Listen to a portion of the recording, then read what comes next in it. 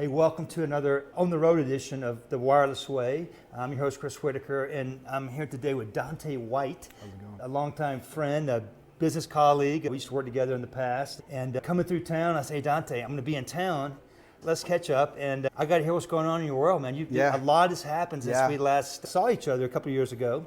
Keeping up with you through social media and whatnot. But for those that don't know you, who's Dante White and how did you get here? First, I got to say, I love being here, man. When Chris Whitaker calls, you pick up the phone. Thank you, man. It's been, so a little bit about me. I'm a serial entrepreneur, right? I come from the channel, worked as a channel manager for a long time, and then I got into entrepreneurship. I ran a medical business during COVID. Some of you guys might have seen me out at Channel Partners. We did the testing for them. We were doing COVID testing nationwide during that. I've run body shops. I've dabbled in cannabis, so I've got some things there as well. And then now I'm back into the channel with a tech agency. So been doing lots of crazy stuff, including being on reality show. Yeah, man. So two things. We got to come back to the reality show, but you just told me the story recently about the body shop. I thought that was pretty amazing. Just real quick, what was the financials when you joined and then when you left, and how did you grow it? Yeah, so when I first came on, they were about $50,000 to $70,000 a month, right? And when I left, we were close to $500,000 every single month that we were grossing out of a 6-space shop. How I did it was channel before I knew what channel was. So we would go to different dealerships that didn't have auto body shops, and we would allow them to white label our services, right? So cars come in for collision, they would do the mechanical, we would do the body. It was a blended partnership, right? And so what it did was, not only did it get us that business, it got us their used cars, it got us their new car damage, it got us their customer referrals when they called in, hey, I need a shot, they would send them to us, right? So what we did was we sidestepped the insurance companies, right? And because we weren't working directly with them and for them, we were able to increase margins as well. Man. So I was in channel before I even knew what channel was. I mean, that's what I love about what we get to do. We make a living helping others make a living. Yeah. And yes, the income is a side benefit of the outcome. It's about the outcome. What outcome can we provide? And that's a cool story. So that story is help you build and do so many more things. What else is going on? What else can you share with me about how you got here and what's going on in Dante's world? Yeah, man. I take every opportunity as it comes. So anything that comes my way, definitely jump into it. Like I said, you've seen me, I got picked up by Disrupt magazine recently, doing lots of podcasts, the reality show, selling technology services front to back. So anything and everything that I can get my hands into and any room that I can get into is really fun. Like recently had conversations with Denver International Airport, big hotel chains as well. Wow. So you got your shirt on. Give us a nice shot of tell us about your company and your logo. Yeah, much as you can. Yeah, I'll give you the PG version. OPUA stands for an opportunity for you is an opportunity for us. The way that we approach every business is we satisfy diversity requirements on the front end because we've gone out and got all the federal, state, and local government certifications to become a disadvantaged business, a minority business, hub zone, right? So we satisfy DE&I requirements for organizations that are going to buy whatever they need to, right? POTS replacements, cybersecurity, MDM, all these things that have to be done anyways. We help them satisfy the requirements, right? So that's the front end, right? On the back end, we reinvest a portion of every profit that we make back into minority, women, and veteran-based businesses. So the opportunity for you is an opportunity for us. I looked at a way to try to create conscious capitalism, right? How can I do good while doing great, right? I didn't want to become a millionaire and then start giving back. I wanted to give back along my entire trajectory, right? Because you bake it into company culture, you bake it in the beginning, it's much easier to keep that going, right? The margins are there, everything's taken care of. You don't have to figure out how to do right later. That's right, and that makes perfect sense. That's a very interesting approach. You don't see a lot of that. So what advice do you have for other like companies or startups that are trying to figure this thing out? I think you do a great job with social media and your presence online. How did you learn all that? Was it trial by fire or resources or? So honestly, it's trial by fire. It's really just being lucky and being inquisitive. Yeah. So number one thing about success, I think, is being inquisitive and then going after it, right? You have to do it. You just have to get it done. So be consistent about it too is another big part of it. As far as channels related or really any business, niche down. Find a good vertical, stay in that vertical. Find a couple of good solutions, stay with those solutions, right? We talked about it earlier. There's thousands of different solutions out there. I can't be an expert on every single one of them, right? But I could be really killer at a couple and then leverage those and continue to grow. And that's really where our growth has come from, is really selecting a couple of key partners and honing in on that and then going to that next level and stacking solution. And we did talk a little bit about that. There's a lot to know, and I've been in the channel for some time and even had a role where I was a practice leader with a lot of different technologies, of probably 50 different suppliers I had to be an expert in. It's hard, but my takeaway was, and I want to get your opinion on this, it's not so much about being an expert on the technology, it's really being more of an expert on business, solving business problems. Yep. So that's what it's encouraged me, because there's sometimes it's a little intimidating into a conversation with the technology I don't really know all about. But if I understand the problem and I understand what the technology can solve, I compare it to sausage. Yeah. You know, you got Italian sausage, you got Cajun sausage, Polish sausage. At the end of the day, it's sausage. I don't know how it's made. I just know it's got different flavors. And it's depending on what kind of dinner you want to have, that's what kind of sausage y'all get. So is technology that way? Do you feel Definitely. like that works for you? Definitely. So what I tell clients is I talk in analogies, right? I look at being like a family physician, right? I'm going to get your general bill of health. I'm going to understand who you are as an organization, what you're doing, how you're trying to do it, and then we're going to set together a growth path. Now, along our journey, I'm going to bring in a specialist, an orthopedic surgeon, maybe a cardiovascular surgeon, something like that, right? IoT, cybersecurity, UCAS, etc. And so they already know in front that I am not an expert at everything, but I'm an expert generalist, right? Like I understand business processes and business growth patterns, right? I am here to make you grow, right? I'm not a cost center, I'm a revenue center. That's right, man. Yeah, I say that about mobility. A lot of people think it's a liability, it's a cost, you got to have it, necessary evil, but if you do it right, it could be an asset. It should be an asset. It can pay for itself if you're using it correctly. And I find a lot of companies with a lot of technologies aren't using it correctly. Yeah, absolutely. It's about if you don't use the tool right, you're just going to break it. Right tool for the right job, right? And it happens all the time. I start with like really small businesses, medium, large businesses, right? And the thing about it is, what ends up happening is people buy solutions because somebody told them about it or their friend said that they should get it. They saw a commercial, not knowing that there's already a solution maybe within their stack that already does that, and they haven't unlocked those features, or maybe there's a better solution out there that works for them. And that's where an expert generalist comes in. So rather than making the wrong decision and throwing good money after bad money, let's just spend the right money up front and right size it for your business and right size it for your growth. I had a conversation today about that. Hey, this is a little bit bigger than what you want, but if you get the little thing, you're going to waste a lot of money on the little product and then have to turn around and buy the bigger one. So then you're going to do implementation twice, and then you have to do the training process twice. Yeah. And then you have to just go into the bigger solution, and I guarantee you, you're going to make more money by going with the better solution because you're not putting a Band-Aid on the problem. Yeah. You're not taking a pill, as that doctor analogy. Yeah. What you're doing is you're getting out, you're exercising, you're doing the right thing.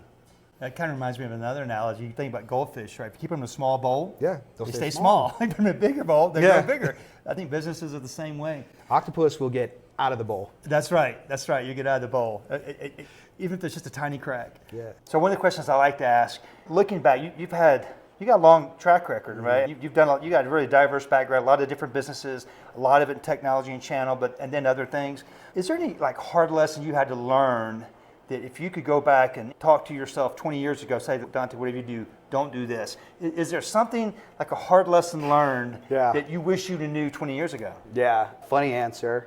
Don't get married. That would be the thing I would have told myself. That's an opinion thing. That's your opinion.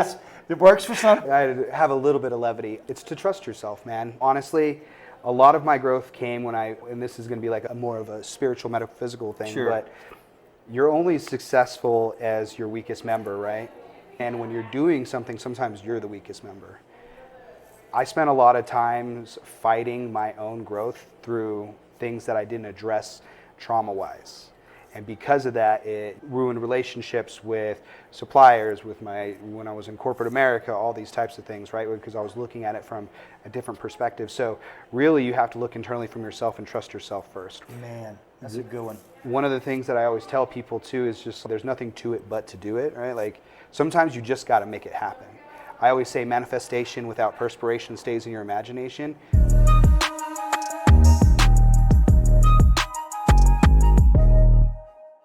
Supplier-partner relationships. That is so important. Again, we're all lucky to be in this industry. We make a living helping others make a living, and sometimes helping them make a living. When you're helping your customers You're helping them make a living too. And when you look at it that way, it almost sounds noble, and I believe it is, if you do it right. Some people mess it up, but on that note, supplier relationships for you. What makes a good supplier, and what are your expectations of your suppliers? Yeah, good suppliers listen, right? I'm very blunt when it comes to with my partners and my suppliers, and for us as an agent, right, as an MSP, all I really need to know is what are the pain points that I'm looking to uncover. What are the discovery questions so I know I bring a qualified opportunity to the table? And then what is the actual process of the sale from start to finish? I need to know about how long it's going to take, how many steps it's going to be, and I need to know the truth of where are the hang-ups, because everybody's got things where it's not that good, right? There's certain parts in the process that are going to suck, right? So like knowing that up front is really critical, right? Because we're managing our relationships with our end customer. We talked about how good and how noble it is that you guys are making money, we're making money for the person. Nobody's making any money if we don't tell the truth, and nobody's making any money if we're dragging the deal off and we piss people off, right? Yeah. That's happened a lot. Can't be burning bridges, man. It's huge. These are make or break things. As a channel partner, you guys have salaries. We don't have salaries. Everything we kill, we eat, right? So this deal could mean everything to us, and like really respecting that relationship is really key too. No, that mutual respect. And mutual respect, I'll flip the question around a little bit. You've been doing this a while. You've been a channel manager, so you've been on both sides of the table. Yep. What advice do you have for other trusted advisors, technology consultants, whatever the tag you wear? What advice do you have for folks when it comes to being that good partner for a supplier? How does that work? Yeah, stop bullshitting is really what it comes down to. If you got a real deal, you got a real deal, right? If you got a good big book of business, you do that. Don't waste people's time. I was a channel manager. There's a lot of people out there that do a lot of this. Don't do a lot of this, right? So I'm very upfront with my channel managers and my suppliers that I work with. Like, hey, look, I'm building this out from scratch. I don't have a book of business. I'm building my book of business as I'm going into. If I bring an opportunity to you, I'll give you a realistic, this is like a 40% chance. You got to tell the truth, right? Like relationships are built on trust. They're built on respect, and they're built on communication. That's right. Any relationship. Any relationship, that's right? so important. Yeah. I joked about marriage before, right? But I was young. I was messing up, right? Yeah. That's part of it. Everything that you've seen takes hard work. That's right. I'm sure your son was like watching these, what's the LA Dodgers guy that just got the crazy, $700 million contract. I want to do that. But no one thinks about all the practices, all the family events he's probably missed. Your son's a high-level baseball player. A lot of sacrifice goes into being the best. Absolutely, and that's what I tell him. I was like, nothing doesn't come from practice, right? Even in schoolwork. I'm like, you're out there, baseball bat, turn your hips, step, right? Redo it, turn your hips, step. Nope, do it again, right? Everything comes from practice and repetition. Everything comes from those 10,000 hours. You have to put it into anything you want to do to become successful. Right, and you really have to want it.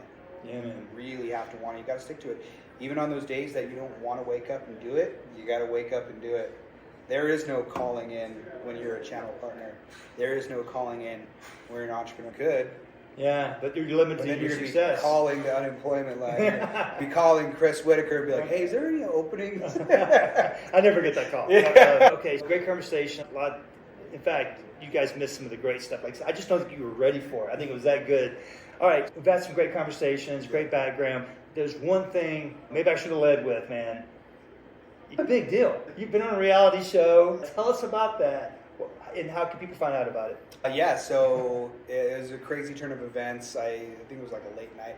Just cruising Facebook, got an ad, which kind of seemed like could have been like a bad situation because it was super sketchy, but it ended up working out.